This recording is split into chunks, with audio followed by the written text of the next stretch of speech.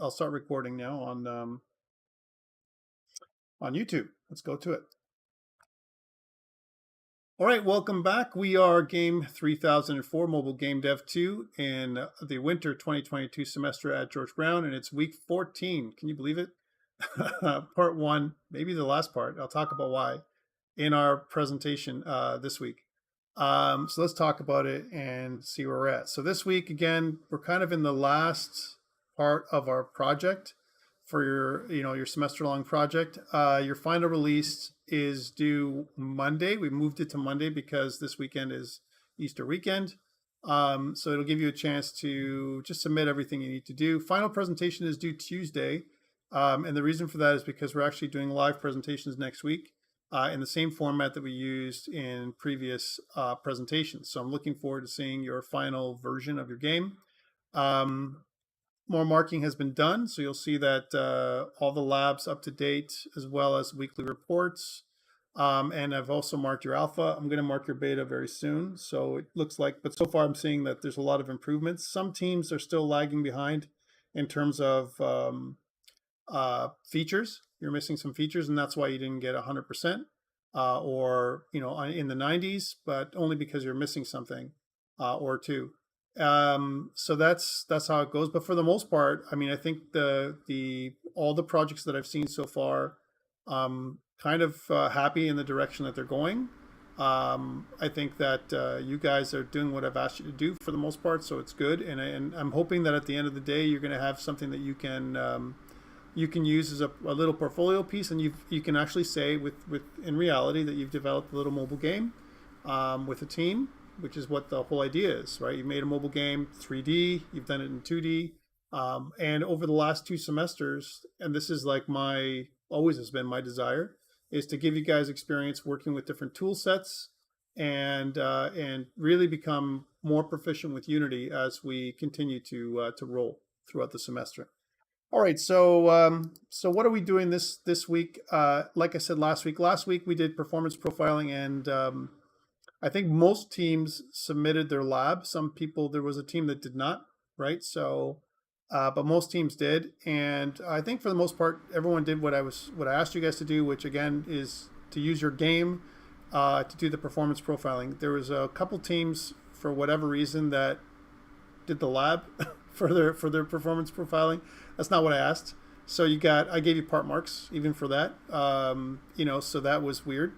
But it's okay, because at the end of the day, I mean, at least you learned to use the profiler, but it should have been on your game. So it can help you out. Most people found improvements. Some games found very little improvement, and they just reported on what their,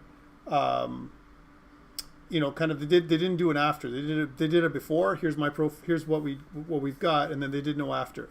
They didn't do any improvements.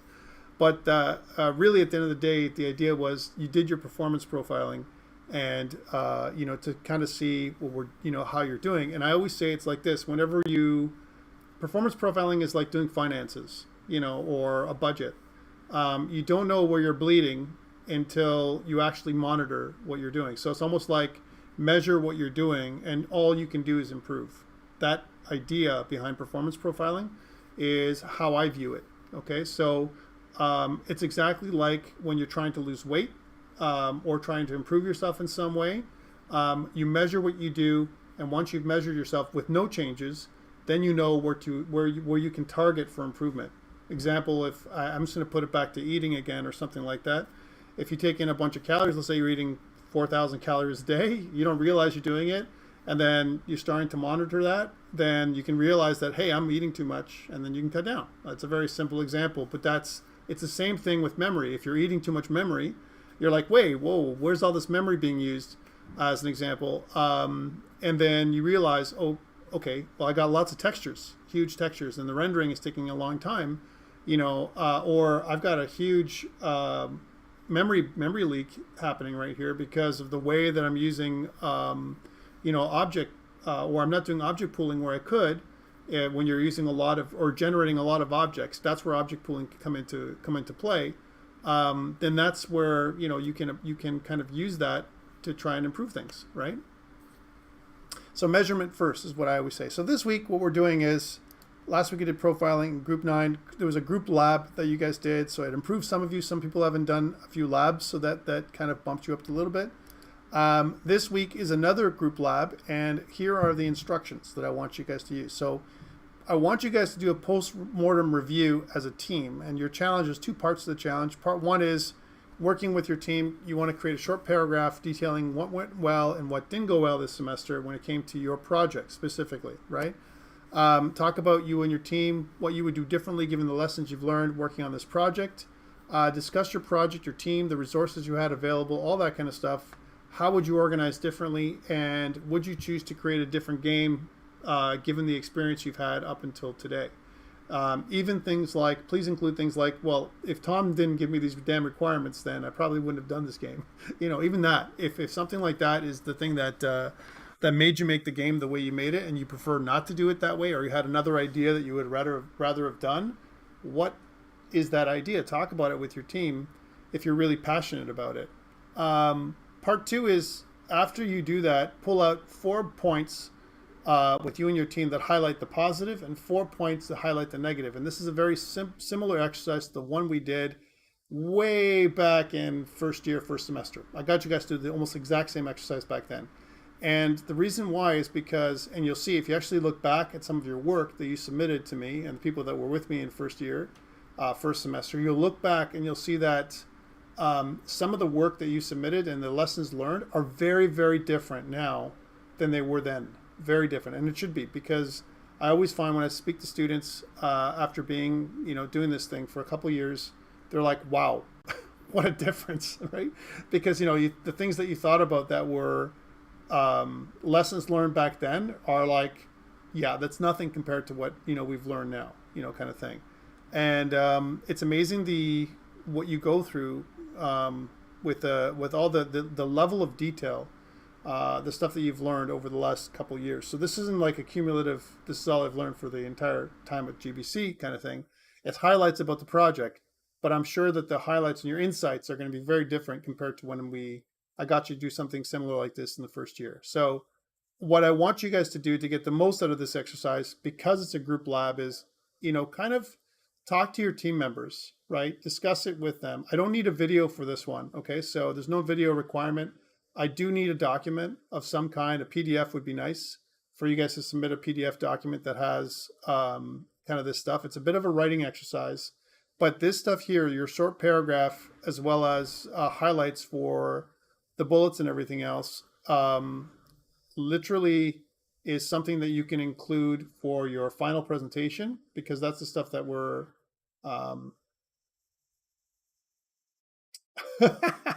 you're so funny, Vince. If you really don't want to, you don't have to, but this is a group project. So if you do it, and if one person does it in your team, all of you get credit. So I think it behooves you to do it, is the answer. If you don't want to, that's fine. But I think that's awesome. But if you all got everything marked, that's awesome. But if I'm saying this is general, Vincent, for everybody else too. Like, if there might be people out there with the groups that didn't do everything, and you might have a great experience doing this. I've made it a lighter lab for this one too, non-technical, for a couple of reasons. Because I know around this time of the year, you guys are going crazy, and there's a lot of stuff I've already given you to tie up loose ends and everything else too, right? So what I'm going to do this week is, because it's non-technical, is we're going to use our lab time this week as a work period, right? So as opposed to me giving you something to do during the lab on Thursday, I want you guys to take it away, use it as a work period. You can use it to get together with your teams to work on their game. So, because remember, this is your final release that's coming up. I think it's always good. You can also use it for other things. If you and your team are fine and you guys are on track, use it for other assignments or whatever. But I want to give you that time this week, because it's the last week that we get together before your presentations, and there's a lot of stuff to do. You can also develop your presentation on Thursday, as an example. So we won't really have a formal lab on Thursday. I will be around if you need me for Q&A, but don't expect me to be up at 8 o'clock in the morning with you guys on Thursday morning if we're not going to get together to do any tech. And the reason for that is because, not that I'm not going to be up, I'm saying be connected, and everything else with you guys on Zoom. So I'm going to give you back those hours. Those 2 hours that we're normally together on Thursday, let's use it as a work period. I'll keep myself online, and I'll be available through Discord as well as email if you need anything, if you need my help or anything like that, or want any feedback. But at the end of the day, that I want to give you guys everything that you need, especially time, which I think you need a lot of. And that's why I made this little writing exercise as a group lab that you can do. And I think it might help you again with your final presentation, because you need to have a postmortem and what went well, what didn't go well in your final presentation anyway. So that's why I'm bringing it up today. Okay. Let's talk a little bit about some stuff that's due. So your postmortem review, that's what we're doing. This lab is due Saturday. It's not due Friday, and it's not due Sunday, because Sunday is Good Friday, is Easter Sunday. Friday, obviously, there's nothing that's due because it's Good Friday, so we have Friday off as well, which is good. Your final release is due Monday as a repeat. Your 12th, did I spell 12th? Correct? Maybe I did. Is due also on Saturday. So your last weekly report, which is your 12th weekly report, is due Saturday. And that's what you're doing this week. Your final release and your peer review is timed for the same time. So your peer review 5, which is your final peer review. I was supposed to do 6, but we only did 5. I'll give you 4 out of 5. For if you missed one, it's going to be okay, just like we did before, which is good for you. That's due on Monday, April 18th. So make sure that you have both of those 2 pieces done. I will use the peer reviews like we've done before to adjust marks across different team members if someone is not contributing. But for the most part, again, most people are contributing, and the mark reduction that I did for the first round was minimal. Okay, so that's just letting you know. And some people actually got a boost. Final presentation, again, is due on Tuesday. I will post a sign-up sheet like we did before. And I'm really looking forward to seeing your final, kind of just the final version of your game.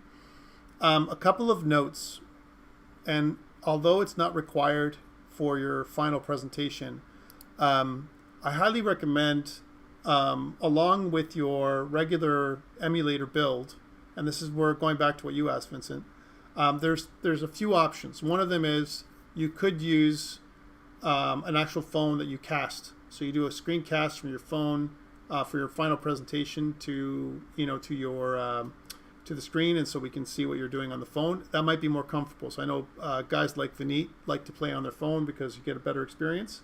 That's totally fine if you want to do that kind of thing. At the same time, for yourself, if you want to share your final game on itch.io or something like that, you may want to produce a WebGL build as well, right? Not for me, but for yourself, that you kind of share on itch.io. I think it's a great opportunity for you guys to take a look at it. Worst case scenario, there might be some interest from the game that you're making, and maybe they want to download the mobile version, that kind of thing. So I think it's good, and you can always share that with people who are taking a look at your portfolio and that kind of stuff without them having to download anything. They can kind of go on your itch.io page or even your your GitHub pages, as another scenario, and then take a look at your game, play your game, share it with friends, share it with family, get them to give you feedback, and to see what you've been doing, right? Because a lot of times, that students get asked, like, show me a game that you've made, and then they're like, well, I can't because I made it on my machine or my computer or whatever. And now you can. Now you can unlock that capability, and you can show people what you've been doing over the last little while. So please, if not for me, for yourself, make a WebGL build as well. Okay, so that's what I recommend. So presentations due Tuesday and Thursday. Any questions around the components that are due, what's happening next week, and what's happening on Thursday? So again, Thursday, just to remind you, no lab on Thursday. Lab time is going to be a work period, okay, for this Thursday. So let's just put that in for this week. So no formal lab. It's being recorded this Thursday. So it's a work period. Okay, so that you guys can get together, do what you have to do. I'll make myself available if you have any questions. Okay, so that's what's happening there. So any questions before we move on to the stuff I wanted to talk about today? There's not a lot of slides. I just want to talk about a few things about postmortems and retrospectives, and then we'll go on. All right. Um, oh, one more announcement. Vince, did you want to talk about Nabil a little bit before we go on?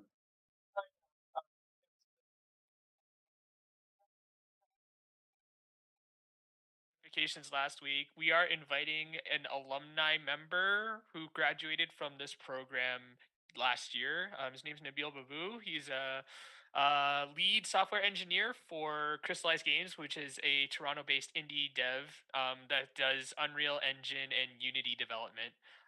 So time to just come in. He'll talk about his career. You can talk. He talks about and he can give out advice for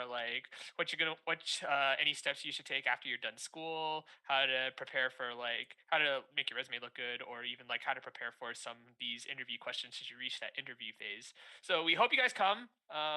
It's drop in, drop out. You don't have to stay the whole way.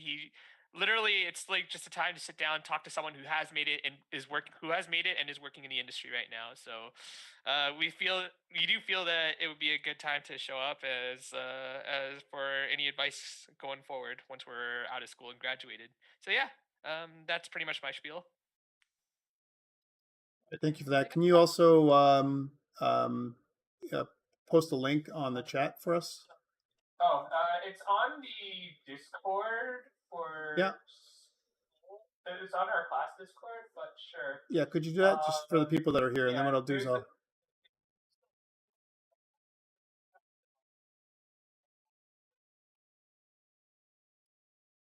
Okay. It's great. Thank you.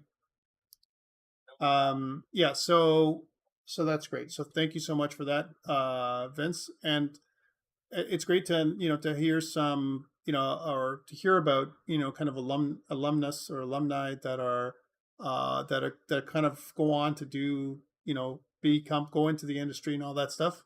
And I've worked with Nabil in the past, so he was a student with me. So I'm looking forward to I might join in as well. I want to see what experiences he's had, and I'd like to congratulate him on his on the stuff that he's doing as well. So you may see me there.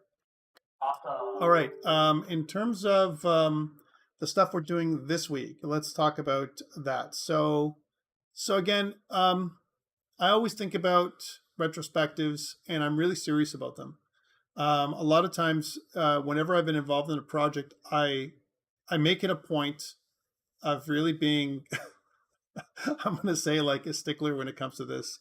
And I do a project retrospective, even when the team doesn't want to do it. And maybe it's a bit of a pain in the ass, but the reason why I do it is because I really feel that we can identify areas that really went well, and also identify team members, really highlight team members who are, in my opinion, the most valuable player, MVPs. And the reason for this is because I always believe in keeping a good team together. And one of the things that I think it's almost like a motto of mine: keep a good team together. I say it all the time. And the reason for this is because once you have a really great team, people that can really develop great work, that have the same work ethic as you, and all that kind of stuff, you can go on to connect with them and keep connected with them in the years to come. Okay, even beyond GBC and beyond the stuff that you're doing, even beyond the work that you might be doing together, it's great to connect. And so retrospectives allow us to do that. It allows us to focus on not just the work that we're doing in the project, but also the team members and what their contributions were, what your contribution was, and what you can do to do better. So it allows us to reflect and really codify. And what I mean by codify is like literally score sometimes yourself and the team, not just in a peer review or something like that, but actually look at areas and honestly discuss things like that really didn't go so well, and things that really went well. And I think it's good from a learning experience to figure that out. So again, we do retrospectives in Agile, and that's why it's part of our course, because this course has an Agile component to it. And I think it's an opportunity for you guys to do that in a more formalized time. I've set aside time for you to get it done. So that's how important it is for me. It's important enough that I think that you guys should spend time, spend at least an hour or half an hour talking about it, discussing your team, discussing how things went well and whatever, things that you really liked about what you did, and things that you didn't like, and why didn't you, right? Maybe you had the wrong role, and what could you have done differently if you were in a different role, or who had a different opportunity to contribute. All those kind of things make it so that for the next project that you're on, even though you may not be here at GBC, the next project, it'll, kind of push you into a direction to know, I think one of the things I talk about, I think in life, again, if I ever was going to do a TED talk, not that I ever would, because I don't have enough, I'm not a, kind of a TED talk kind of guy, but if I ever was, I would say the main thing for me has always been know yourself. Figure out what you're good at, figure out what you like, and figure out what you really don't like to do. And if once you're honest with yourself and you figure out what you don't like to do, you can and not do those things, not do the things you don't like to do the things you love to do. Then you can really shine, and you can really contribute to that team that you're part of. And understand your place. That's kind of a thing that is part of the teamwork that you kind of develop, how to be a good team member. It's like playing a game. We have to learn how to be a good winner, but I think sometimes it's even better to become a good loser, right? And I mean that in the fact that playing a game and being in a team, it's all part of the experience and what you create. It's the process to me that's just as important as the end product. Obviously, if you don't have an end product, that's not good. That's a negative. The end product is the main goal, but the process is equally as important in my view from a growth perspective. So so stuff that you want to think about, classic questions. What do we set out to do, and what actually happened? Like almost like a plan versus actual. I always kind of look at those things. So here's what I plan to do. How many times did we pivot, and why did we do that pivoting? Why did we pivot at all? Right? And a lot of times it's because we underestimate the amount of work that we plan to do. We said that, hey, we had this kind of work that we had to do, and we think that everything is going to be great, that it's going to be fantastic. And then actually when we start doing the work, we realize, holy crap, it's really hard, much harder than I thought it was going to be, or it really doesn't make any sense. This is not sensible, the thing that I'm trying to do. And, we should pivot. And making that decision, that pivot decision, is more difficult sometimes than you might think. And the reason for it is because most of us want to continue. We don't want to stop in the direction we're going. And we're diehards in that way. We're like, no, we had this plan, and Tom said that we should continue with our game design document and our plan. And the answer sometimes is no, we shouldn't. No, if things aren't working out, you pivot and you make it so that you have a final product that makes sense. And so that's what I always say. So what did you learn? And the thing that's important also is what still puzzles you. What things are you still unclear about? That's equally as an important question. Like, whenever you finish some kind of learning, I always go back and I say to myself, and you should say maybe the same thing to yourself, what holes do you have in your knowledge? Like sometimes a project will really identify those holes, those gaps in your knowledge. What could you do after school is done to fill those gaps in beyond working? Like, is there something you need to do to fill those gaps in? Like, for me, there's always something that I'm let's say something I want to improve, or something that I want to add, something new that I want to learn, a new technology, a new technique, a new version of the engine, or something else, right? So think about what still puzzles you about the stuff that you did. So here's some questions. So, for example, regular communication on Discord kept everyone on the same page. Even though all of us were remote, we felt connected. So that could be something that you kind of might be something that you that went well. What didn't go well? Due to other projects and schoolwork, this is what I hear sometimes. We ended up rushing to complete each component of the project at the last minute. In essence, we experienced terrible crunch. Right? I've seen that as a typical comment. And think about how to fix it. Instead of trying to complete the entire component by the deadline, we can produce smaller chunks of the project each week. In that way, we can reduce the crunch required as we approach the deadline. So that's kind of a lesson learned. And I'm giving you these examples because I want this type of thought, like be honest as much as possible, try and be transparent with each other, and think about really some good solutions about what you could do. Because one day, guys, things also, I want to put this out there to you. You may not want to be a coder one day. You may not want to be a programmer or a level designer or even a developer. You might want to become a project manager, a producer, or an owner or a founder. And when you're one of those type of people, you're in a leadership position. And when you're in a leadership position, you need to help other people grow. You need to kind of pay it forward, as we say. And when you do that, you need to know the kinds of questions you want to train people to ask themselves. And this is what I'm trying to do with you. Try and train yourself to ask those difficult questions. Sometimes it's a difficult question that no one wants to answer. And you need to ask those questions so that you can improve. All right, so that's how do we fix it? So start thinking about reviewing the project. So start thinking about the project, things like your goals, your timeline, your budget, if any. And this time we didn't have much of a budget, thank God. It would be nice if we had, here's a nice to have that I'll throw at you. It would be nice if I had a budget, to give you or rent you a phone or a couple of phones for you to try out so that you can have a real mobile development experience. I would love for you to do that. I wish I had, if we were in person, I wish I had a Mac lab so I could give you, here's my retrospective, more resources for you to be able to build both an Android version of your project and an iOS version of your project, which is something that we might be able to do in future iterations of this course. Because, and with very different results, by the way. Like if you ever build an app on Android and you try and build it on iOS, you might get a very different result from one to the other platform. And then actually posting it. Here's another thing that I would have loved to have. Posting it on the App Store, if you're an Apple person, or on Google Play. I would love for you guys to do that too. And it's not totally out of your reach to get it done. So those things is, I look at those things as well. So again, what I want you guys to do is sit down with each other and don't skip or rush anything. Like if you can, talk about stuff, think about the project. And even if it's half an hour, producers, what I recommend to you is sit down and organize what you're going to ask the team, collect the data, put it into a little short form, and it's a super easy win for you guys from the final lab, and it's going to feed in nicely into your presentation. So I think it's really worthwhile doing this thing.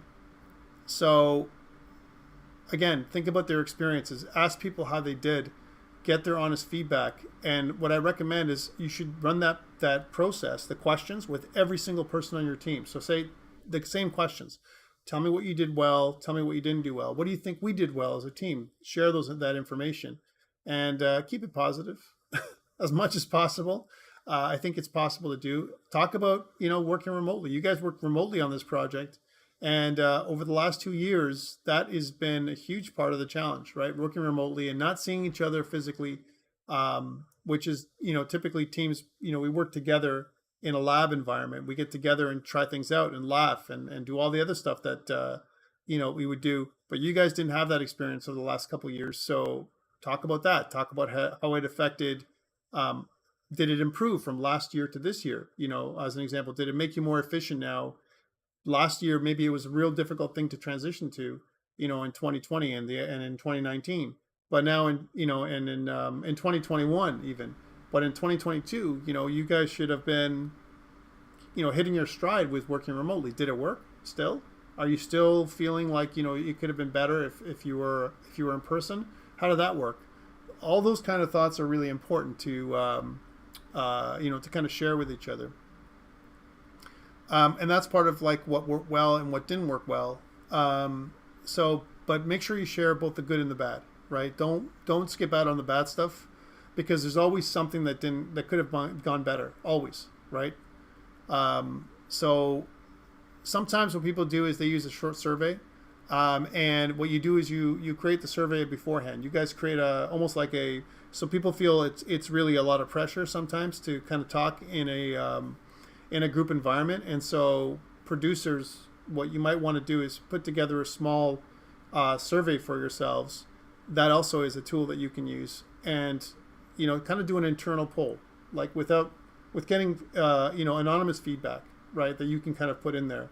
And sometimes you'll get more honest feedback from a survey than you would if you had a team meeting. So that's another tool that you can use, and I don't think it's a negative tool, as long as the survey kind of uses something like a Likert scale from 1 to 5,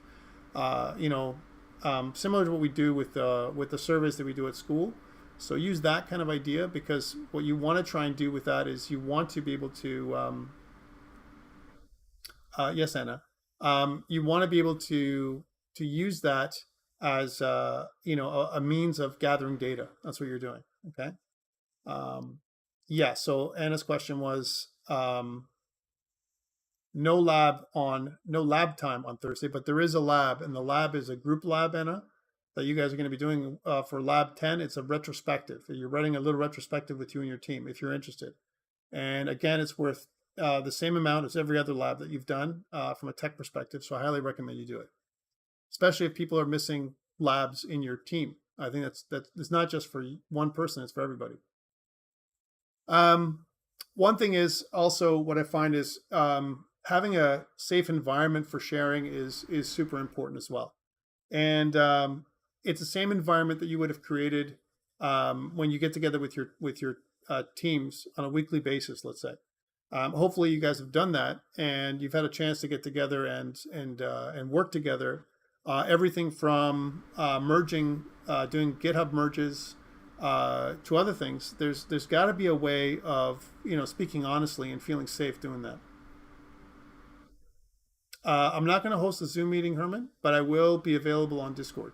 So if you want to ping me on Discord, if you have a problem, whatever, I'll be more individual that way, as opposed to me hanging out on a call all the time. Okay. So again, things like I like this one. When you do your retrospective, no confrontational comments. That's a really good one. I really enjoy that one. Or personal attacks. Even if you have a team member or two, that wasn't pulling their weight, you can still say that. Just be very straight up and say, you know what, I think that people could have pulled their weights more in certain things. I think that we could have done more to work together. You can make it more of a general comment, but you shouldn't sugarcoat it either. So if there's a problem that you had, talk about the problem, but don't necessarily drive it at one person or two people. It's meant as a team exercise. Okay, this is what this thing is about. So again, think about if there is a individual team member, that needs improvement, then you need to address it. But remember that this is also like in a real world environment, this is a huge important piece, right? Because that team member is going to work with you, and from the next time, and maybe there's going to be another project and another project. But in this environment, when you guys are students, this can be pretty sticky, this part here to do. So if you actually say, you really need improvement in your communication skills, say that to somebody, and is really challenging. Is there a template? Well, I kind of mentioned at the top, if you go right way to the top, I tell you what I want you guys to do, which is right here. This is your template. This is what I want. Part 1 and part 2. So I actually posted this on Blackboard, Anna. All right, so yeah, and then come to a conclusion. I think this is a good part as well. It's meant to be all-encompassing. Cover the project from start to finish, right? So go through all the major milestones. Go through the alpha. I think it's really great. Mandeep, thank you for that. And let me post that up as well. I think if you have a nice little template we can use, I will certainly post that up as well. But that link seems to be broken, man. Want to check that link out? That link doesn't seem to work. Yeah, so any issue should have solutions identified. This is another thing too. One problem we have is we talk about problems. This is a problem we have, but we have no solutions at all. And I think when you're in this environment, because we're all students, it's difficult because there might not be a solution. You guys are probably going to adjourn, right? You went through Tuckman's group forming thing, forming, norming, storming, performing, and now you're going into adjourning, which means you're going to say goodbye to most of your team members by the end, right? There might be some people you're going to continue to keep in touch with. I'm hoping most people, but there are going to be some people you never see again or you won't work with again. And so you need to tie that up. And sometimes coming up with solutions is difficult if you're not going to work together again, but you should try and think about what you could have done differently. What's the solution to your problems that you had? I think it's important to kind of even as a general kind of identify those solutions, things that you guys thought about that that you've identified. Because if you've identified problems and you don't solve the problems, who cares? Oh yeah, I have all these problems, but then you didn't do anything about it. And the next time you might run into the same or similar problems. So that's not what you want to do. You want to use this exercise as a way of growth, kind of a growth method more than anything else. Okay. So, let's talk about Agile Retrospectives a little bit. And I'm just going to go back into Agile for a second. Again, things that you should know from this one is improve capability, improve quality, and improve capacity. I think to me is the major three reasons why, that you want to do that. And the reason for it is because, it's almost like a continuous improvement loop that we're going to be talking about in a second. And really, here's the anatomy of a retrospective. I really like this one, where, we start talking about, first of all, you set the stage, create a safe environment and all that stuff, gather data, ask questions, generate insights from the data that you gathered, and then decide what to do, what are possible solutions, and close up the retrospective. So this idea is what I recommend when you get together with your team coming up on Thursday or even later this week, whenever you want to do that. And the idea here is to start at this point right here. So you set the stage, you gather data, you generate insights, and this is where you inspect and adapt methods and teamwork. This is part of it. Decide what to do. You close out the retrospective. You feed that back into your, incorporate experiments and improvements, things that you want to try differently. As an example, build a product. So here's your iteration. Deliver your product in increment, and then go back and set the stage again. Gather more data. Do another retrospective, and keep doing that in a continuous improvement pattern. And I think that that's huge if you guys can do that. Let's see if I can grab that link again. So I know that that's good. I will definitely share this one. So this is the one that the students recommended, for you guys to use. And they talk about a retrospective here. So Postmortem. So that's great that there is a bit of a format that they use. Okay, great. Let's take a look at that. I'll also share that on YouTube for those people who need that link. The people that are watching on YouTube, that's the link that we. Just gonna grab that link right now. That's the link that we're gonna, that we were talking about in our class from Guacamole. There we go. Okay, so thank you for that, Mandeep, and also Vineet for fixing that link. So that's really what it is. So setting the stage, again, what we talked about was it helps the people focus on the work at hand. That's kind of the thing that you want to do. Again, it reiterates the goal for the time the team has together in the retrospective, contributes to creating an atmosphere where people feel comfortable discussing issues. You start with a simple welcome and appreciation for people's investment of time. And I mean it, guys, be as formal as possible with this one. And, restate the purpose of your retrospective. Remind people how long you'll meet. If you're going to meet for 30 minutes, keep it to 30 minutes. And then give everyone a chance to speak. And this is really important. Guys, I don't want you to be muted. I'd like you to try and do your retrospective with all your cameras on and all that kind of stuff. Actually see your team. If you haven't had a chance to turn it on and see your team, prep it, try it. I think it's going to make it for a much better experience because we're not in person than maybe what you normally do when you get together, right? So try and take this opportunity to learn from it. When you gather your data, things like events, metrics, features, all that stuff you want to do. Talk about your feelings, what's important to people, and create a structured way for people to talk about feelings. It makes it easier because you want to go around for every little step and get as much data as possible. And then ask why, like why people feel the way they do, why the things happened the way they happened. Get an understanding of people's, kind of situations. Sometimes everyone has a different situation that they've run into. And also workload. Workload is a big thing for you guys because as students, you have multiple projects that you're working on at the same time. And now it's crunch time. We're kind of at the end, and there's a lot of stuff that's due. Maybe a couple things per course sometimes, and that can be it can feel overwhelming, right? So again, take a deep breath when you're doing this kind of stuff. It's not. That's why I've given you the time back. It's not because I don't want to do more tech. I can do more tech with you forever. It's not about that. It's about making this a project, and part of it being a project is doing that continuous feedback loop. So when you kind of think about things that are when you solution, try not to solution alone. Solutioning in general is bad. All right, so jumping to solutions when a problem is presented, but actually brainstorming with your team is better. Think about causes and effects. If you had a problem, what was the cause? And then what was the effect? And then how could you avoid it in the future?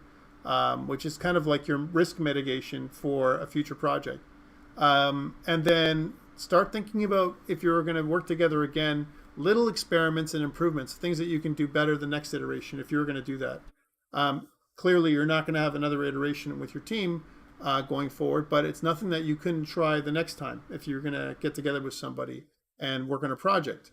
And that's kind of how we work. Never mind, regardless of whether it's an agile process or not, there's nothing wrong with talking about it in the exact same way. And when you close the retrospective down, typically what we do in an agile project is we'd have a follow-up session. If there's things that came up, or you put it on the parking lot, sometimes we have a parking lot or some kind of register, an action register that we have, make sure you follow up. So producers, for those people who want to do this type of work, follow up. It's the biggest problem. We talk about stuff, we discuss problems, and then, we never get to the solution. We just ignore it. Who cares? Yeah, thanks. We talked. We did what Tom asked. We did a retrospective, but we never did anything after that. And, or some people look at it as a reset. Oh yeah, it's reset time. I can go back to, it's a new project, so I have more time to, to do what I'm doing. And don't look at it that way. Look at it as, hey, this is something I need to follow up on. This is something that I need to improve on. When you have a team that you're managing, if you let things go long enough, it's not going to get better. It's only going to get worse. So you need to kind of feed it back to them and follow up on the items that you've discussed, because otherwise you don't have any credibility, guys, when you're working in a project. If you have all these problems you've taken in, you talked about it. Yeah, we talked about all these problems, but they're the same problems we talked about the last retrospective and the one before that and the one before that. People lose interest, and they don't believe that it has any effect. So things that are really bad that people talk about is, here's one: everything is fine, which is kind of an anti-pattern, which means that I don't need to go to this retrospective. I don't need to do this retrospective because nothing is wrong. Everything is fine. The other one is we have so much crunch. There's no time for us to do a retrospective right now. That's terrible. And the last one is it's a waste of time because none of this stuff works anyway. If you don't believe in it, guys, once you start off with these kind of negative thoughts, it's a waste of time. It's a waste of time. It becomes a waste of time. It's like you going to, again, I'm going to go do the gym analogy again for a second. You're going to the gym or you're playing a sport and you're like, I'm going to lose, or I'm not going to be able to lift this weight, or it's too heavy, or I'm too tired, or whatever the thing that you're going to say to your mind. As soon as you say that to yourself, then it's like a self-fulfilling prophecy. You say that it's going to be difficult, or you say it's going to be a waste of time, and so it is a waste of time. It is difficult. And you've kind of fulfilled that thing for yourself. That wish that you had to make it a waste of time, it's a waste of time. But so don't say those things. Try and keep positive about the experience. And even with something like this, which you're getting paid for in marks, even though it's a couple of marks, and for some of you, you don't even need it, I think it's still a great exercise for you guys to go through to close out this project. So please take my advice and do it. And then, things that I've learned that I'm going to share with you guys for this one. And here's a big one for me that I kind of say a lot, which is, if you don't ask, you don't get. Okay? Here's one that I'm giving you. There's a little nugget for you. So you want a job, ask for it. If you want something you want a resource, ask for it. And worst case scenario, the person's going to say no anyway, and you haven't lost anything. So there's a learning from me to you. Okay, ask. If you don't ask, you don't get. And the other one I said to you earlier, which was always keep a good team together. I see that a lot, and the reason for that is because you have less formation time. You know, that whole Tuckman's, group forming theory, which is, forming, norming, storming, performing. You work in the same team again and again. People know what you're capable of. You know what you're capable of. You know who you don't want to work with. You know who you like to work with. And you know what you're going to be capable of. There's enthusiasm working with people that you like, right? So keep if you found synergies with a group, stay in that group, guys. And even after the time that you're done here at GBC, stay in that group as long as you can.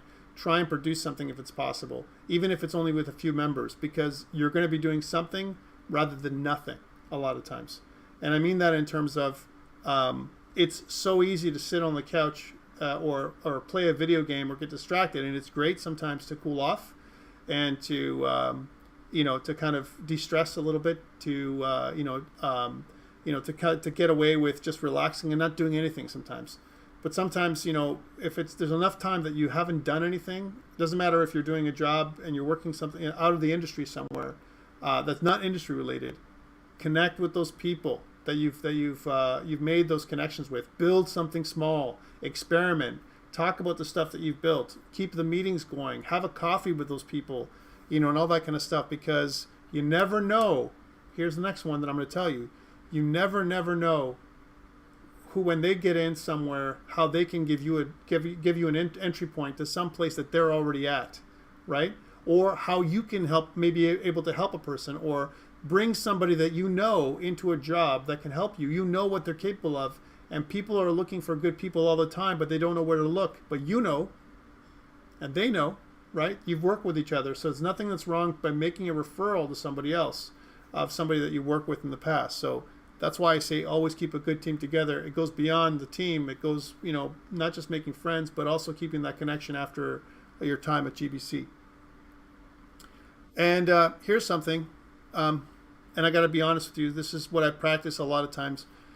Work hard to listen to what other people are trying to tell you, okay? Even if you're having a hard time doing so. Sometimes I suffer from this, okay? Where I get together with somebody and sometimes, Vince, we just had the discussion today where you're like, say that again, Tom, because I drifted, right? And I do that too, right? I do that too because my mind is always going, right? No. I'm saying it in a positive way. My mind is always going, and I drift, right? I start talking about stuff with someone, and then they start thinking about, they start talking about something, and then my mind goes in a direction that I got to, reinforce myself back to be a good listener. And what that means is that, when someone else is talking, take a moment, shut down, and close your eyes sometimes if it helps, and just listen to what that other person is saying. Take a deep breath if you already have things that you want to say. But if you only focus on the things that you want to say, maybe you won't be able to hear the things that their people are saying to you, right? So that's the something that is really important. Being a good listener, and what we used to call it in business is active listening, where you're not just sitting there and you're trying to think about what to say, your next point that you're going to come up with. Arguments start like this. Someone says something, and then before the other person's finished talking, the other person's talking too, because they need to get their thing out, their point, because they need to make that point. It's not about that. It's not about trying to make your point. It's about listening to the other person first. And if you do that, there'll be less arguments and more productivity. And the last point that I want to tell you guys, which is something that I've learned, is keep positive. And here's the big one. Surround yourself with positive people. Okay? Surround yourself with positive people. If you surround yourself with negative people, or people that have diametrically opposed ideas with you, right? There's no point. Don't be with people that are negative. And I mean that in general. Be with people who have the same work ethic as you, as much as possible. And this is just general. The same ideas, the same thoughts, because then you'll be more productive. It's the same thing goes when you're trying to find the perfect mate. There's always this talk about finding the perfect person to be with in life. And the perfect person to be with in life is often not the person who's diametrically opposed in ideas than you. It's the person who's has similar ideas and goals to you. That's the person you want to be with. The person who's going to be your friend, and the person that's going to, that's going to look after you, that's going to have your back, that's going to be your soldier, and the person that's going to help you out when you need to be helped, right? Because there's no person that can do things on their own. So keep positive and surround yourself with positive people. I know these are like affirmations or things that I'm telling you about that are general, like life things, but this is part of a project thing too. Because if you're in a group that's negative, it's very challenging to be productive. It's very, very challenging, especially if there's someone in your team that you really can't stand. You don't want to have that person in your team again, and you should fight to have that happen. All right, because if whether you have to go or they have to go, because if there's someone who is like toxic in your team or toxic in your life, get rid of that person in your life. That's the way it is. You just can't be like that anymore. So I know it's terrible to say, but it's got to be said because and maybe other people haven't said that to you lately. So take a deep breath, and you have to make some tough decisions sometimes. And as an adult, one of the things that I've always said to people, which is something I'm going to share with you too, which I haven't written down on the slide, which is an adult has to make difficult decisions. Okay. And I used to say differently before when I was younger, right? But I'm going to tell it to you like this so that you understand it. So it applies to everybody here. An adult has to make difficult decisions. And that might mean sometimes that, you might have to be confrontational, in other words, say the things that you mean, be as honest as you can, because the truth shall set you free. All right. It's not about trying to create an environment where people think that you are a certain way. Be honest, be transparent, be yourself, express what you like, do the things you like to do, be with people you like to be with, be positive as much as possible, because being negative is easy, right? There's a lot of things that can get us down, and that's the stuff that you want to avoid. So again, it's not supposed to be a lesson in affirmations. It's not about that. It's about teamwork, and it's about project management, and it's about creating something together with more people that are like-minded, which is all of you. All of you are like-minded with me. We all have the same kind of goals. We want to make games, guys. And if we want to make games, that means you guys are all potentially good partners, right? All of you. And if you guys have worked together with each other and you know that this is these are the people that you might want to work with in the future, keep connected. All right, so that's my little talk today. Hopefully it's given you something to think about. But one thing I want you guys to look at is just some of these deadlines. There's not a lot left, to be honest with you. I think there's a couple things you need to do. Your final release is just tying things up. Make sure you tie those loose ends. Make sure that everything that I've asked for is in that release. And so we can have a fantastic week next week in terms of presentation and the requirements. So also think about one last thing for your presentation. Remember the last presentations we did.